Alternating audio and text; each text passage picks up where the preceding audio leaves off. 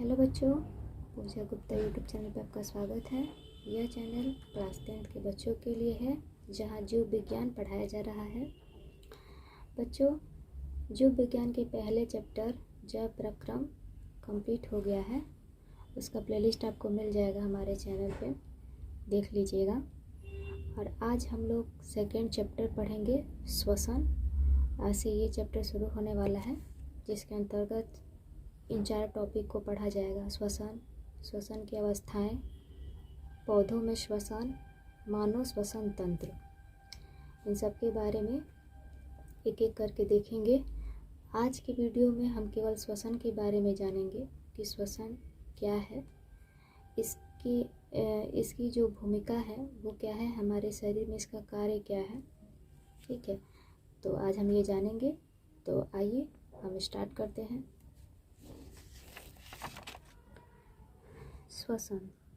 श्वसन क्या है, इसके बारे में जानने से पहले हम इसकी आवश्यकता के बारे में जानेंगे कि श्वसन की आवश्यकता क्यों पड़ी। तो बच्चों, पिछले पार्ट में हम जान चुके हैं कि जीवन संबंधी क्रियाओं को सुचारू रूप से संचालन के लिए शरीर को ऊर्जा की आवश्यकता होती है और हमें पोषण के द्वारा यह ऊर्जा प्राप्त होता है।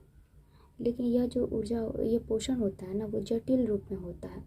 अतः हमारे शरीर के अंदर पाचन ग्रंथियाँ होती है, जिसके द्वारा क्या निकलते हैं, विभिन्न प्रकार के एंजाइम इस जटिल भोज्य पदार्थ को सरल बनाते हैं, ताकि भोज्य पदार्थों का पाचन हो सके और कोशिका इस भोज्य पदार्थ को आसानी से अवशोषित कर सके, ताकि वह इसका उपयोग ऊर्जा के निर्माण में कर सके।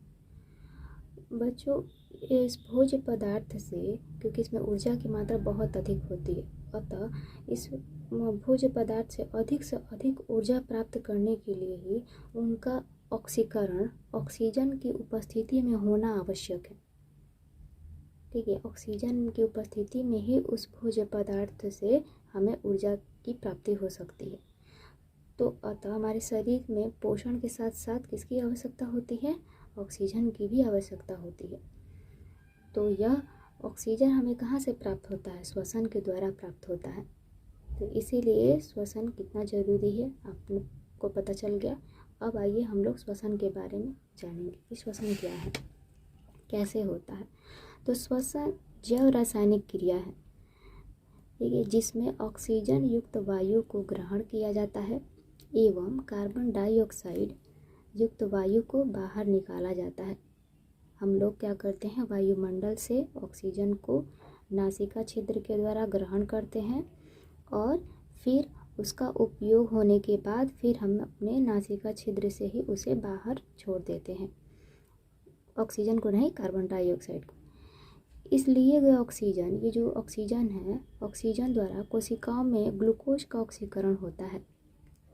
हमारी जो कोशिका भोज्य पदार्थ, जो पचे हुए भोजन को अवशोषित की थी, वो ग्लूकोज के रूप में की थी। अब इस ग्लूकोज को ऑक्सीजन क्या करता है, ऑक्सीकरण करके उसको ऊर्जा, जल तथा कार्बन डाइऑक्साइड में बदल देता है, यानी जिसके फलस्वरूप ऊर्जा, जल तथा कार्बन डाइऑक्साइड का उत्पादन होता है। ठीक है, आइए रासायनिक विधि द्वारा हम इसे समझते हैं। जैसे ये हमारी कोशिका जो भोज्य पदार्थ था उसको ग्लूकोज के रूप में अवशोषित की, और ग्लूकोज को जब ऑक्सीजन मिला तो यह ऑक्सीकरण की क्रिया हुआ यहाँ पे, यानी ऑक्सीकरण की क्रिया वह क्रिया है जिसमें क्या करता है, वह ग्लूकोज को तोड़ देता है। तो ऑक्सीकरण क्या करता है, ऑक्सीकरण के द्वारा यह कार्बन डाइऑक्साइड, जल तथा ऊर्जा का निर्माण करता है। तो जिसका उपयोग ऊर्जा तो हम लोग उपयोग कर लेते हैं, लेकिन ये जो जल होता है, जल का भी उपयोग होता है, और कार्बन डाइऑक्साइड हमारे नासिका छिद्र के द्वारा फिर वापस बाहर निकल जाता है शरीर से। ठीक है, तो ऊर्जा के उत्पादन के लिए कोशिकाओं में ग्लूकोज का लगातार ऑक्सीकरण, विखंडन किया जाता है। ठीक है, और यह जो विखंडन है ना ग्लूकोज का, केवल ऑक्सीजन की उपस्थिति में ही हो सकता है। ठीक है, जिससे इसके बंधन टूट जाते हैं। जब ऑक्सीजन की उपस्थिति में ग्लूकोज का ऑक्सीकरण होता है तो यह ग्लूकोज टूट जाता है और जो इसमें संचित रासायनिक ऊर्जा मुक्त होती है और एक प्रकार की ऊर्जा निकलती है, ठीक है, तथा एटीपी जैसी यौगिक के रासायनिक बंधन में संग्रहित हो जाती है। और ध्यान दीजिए यहाँ पे एटीपी जो लिखा है ये एक प्रकार का रासायनिक यौगिक है, ठीक है। जो ऊर्जा हमारे कोशिकाओं में बनता है वो एटीपी के रूप में ही बनता है और वहाँ संचित रहता है और समय समय पर कोशिका उसका उपयोग करती है उस ऊर्जा का, ठीक है। अब एटीपी क्या है, आइए इसके बारे में जान लेते हैं। एटीपी का जो फुल फॉर्म होता है वो एडिनोसाइन ट्राइफॉस्फेट होता है। यह क्या है, यह समस्त जैव कोशिकाओं में रासायनिक ऊर्जा का सार्वजनिक वाहक है। एटीपी का उत्पादन जैव कोशिकाओं में ही होता है, इसलिए इसे जैव ऊर्जा भी कहते हैं।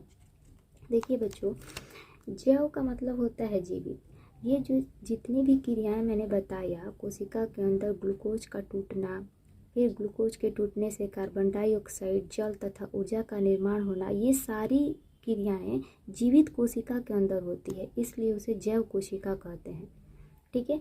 और जो ऊर्जा होती है वो किसके रूप में उत्पन्न होती है, एटीपी के रूप में उत्पन्न होती है, इसलिए इस एटीपी को जैव ऊर्जा कहा जाता है। एटीपी के उत्पादन के लिए कोशिका मुख्यतः ग्लूकोज का उपयोग करती है, इसलिए ग्लूकोज को कोशिकीय ईंधन कहते हैं। देखिए जो कोशिका के अंदर होता है वो क्या होता है, ग्लूकोज होता है और उसी के ऑक्सीकरण से ही हमें ऊर्जा प्राप्त होती है।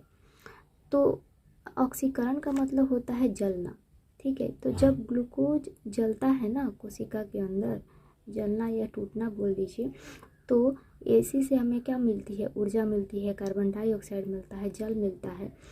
तो ये बेसिकली ईंधन के रूप में, ईंधन के जैसा यह कार्य करता है ग्लूकोज, इसीलिए इसको कोशिकीय ईंधन कहते हैं। आई होप आपको समझ में आया होगा। अब हम लोग आगे नेक्स्ट वीडियो में जानेंगे कि जो श्वसन है, श्वसन की अवस्थाएं क्या है, ठीक है, कितने प्रकार के श्वसन होते हैं। तो देखिए श्वसन दो प्रकार के होते हैं, वायवीय श्वसन, अवायवीय श्वसन। वायवीय श्वसन वो होता है ना जिसमें ऑक्सीजन की उपस्थिति में, यानी वैसा श्वसन जो ऑक्सीजन की उपस्थिति में हो, उसे वायवीय श्वसन कहते हैं। अवायवीय श्वसन में ऑक्सीजन की अनुपस्थिति जरूरी नहीं होती, ऑक्सीजन की अनुपस्थिति में होता है, उसे अवायवीय श्वसन कहते हैं। तो इसके बारे में हम लोग कल डिटेल से पढ़ेंगे। आज बस इतना ही। आज हम लोग श्वसन के बारे में जाने, श्वसन की आवश्यकता क्यों पड़ी, ऊर्जा के निर्माण में इसकी बहुत ज़्यादा भूमिका है, ठीक है, ऑक्सीजन की, और ऑक्सीजन हमें श्वसन के द्वारा ही प्राप्त हो सकता है, इसीलिए श्वसन कितना ज़रूरी है आप जान गए। तो ये भी हमारे जीवन संबंधी सारी क्रियाओं में भाग लेता है। और तो यहाँ तक हमने पढ़ लिया। अगले वीडियो में मैं बताऊँगी श्वसन की अवस्थाएं, श्वसन के प्रकार। तो आई होप आप लोग को अच्छा लगा होगा। आप नए हो तो हमारे चैनल को सब्सक्राइब कीजिएगा, लाइक कीजिएगा, ठीक है दोस्तों, बाय, टेक केयर।